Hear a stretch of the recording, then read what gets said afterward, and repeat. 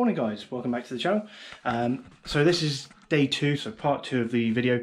So today we're going to tackle sorting out these lights here and also the light in the back corner. So plan of action is, so yeah, there's that light there. So plan of action is some interesting wiring colours there. We are going to take, so we've got no access to the feeders, and actually the joists all run this way. So what we're going to do, obviously this feed actually comes back to here, up in that corner there.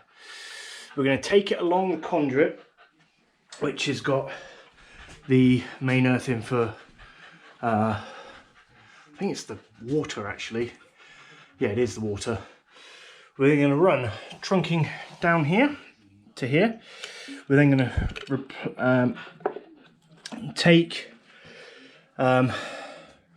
2 feeds back up, which are basically underneath the bathroom, which I'll show you in a minute, is a junction box, or was a junction box. I've done a bit of investigating, taken it apart. So we'll tie everything into there, because we'll then have a 3-way switch here, which I have got here. Sorry, 3 gang, not 3-way. So that'll sit here, and 1 feed will feed the light outside, which will go in this top corner here somewhere. Oh, dog's gone out. 2nd switch will be for this light, and then the 3rd switch for the light further on. So yeah, so what we'll do, we'll go upstairs quickly. Now as far as upstairs goes, we've had to peel back the light. Now this, unfortunately, this is the state of the board that was in this area here. Remnants of a junction box, which the CPC, it was literally mounted just there, and the CPCs were all connected to that on the outside, etc, etc. So cables run along here. So I've taken them in, and we'll put our maintenance-free junction box here. We'll have a feed that will then come back out to go outside, the holes of which through the joists have been drilled. And yeah, we'll take, we'll get the switching feeds and whatnot all down there. I might do it so that there's a neutral in the actual light switch box, the Patriots, just because if they ever opt for smart lighting, smart switches that aren't kinetic, then they've got the option for a neutral there. So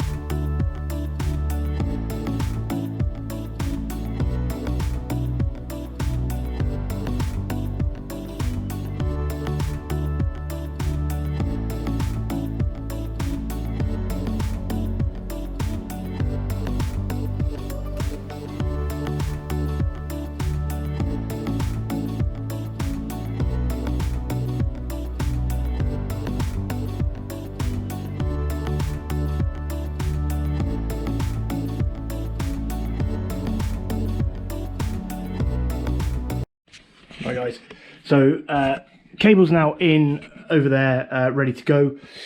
It's actually pinned in, brilliant. So obviously come down the trunking, we've got 3-core earth and a standard 2-core earth going back up. So this one will be to our outside light, this one is obviously to our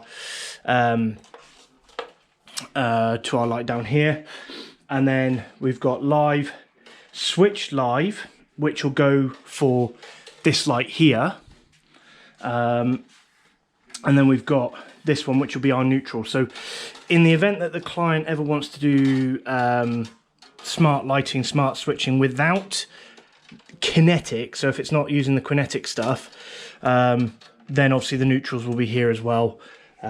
Just makes things a little bit easier for them really. But yeah, so I'll get this wired up, and the next thing is to obviously tackle the bathroom, wire all that up, and then do the actually fit the outside light.